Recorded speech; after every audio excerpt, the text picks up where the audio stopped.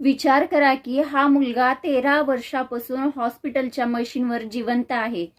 त्याच्या आई वडिलाची हेच आशा होती की एक दिवस माझा मुलगा बरा होईल.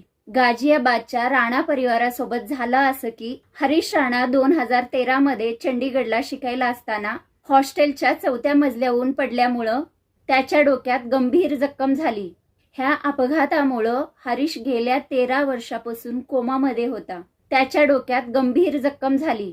एवढा वर्ष हरीशने हॉस्पिटलच्या त्या बेडवर पडून राहिला, पण त्याची तब्येत सुधारलीच नाही.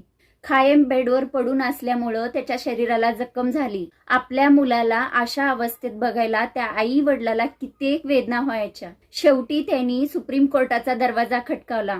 त्याचे आई वडील बोलले की तो बरे व्हायचे काही लक्षणच नाहीत, तर त्याला ह्या नरकातून मुक्ती दिलं पाहिजे. त्याच्या मेडिकल रिपोर्टमध्ये पण साफ सांगितलं की तो बरे व्हायचे काहीच लक्षण नाहीत.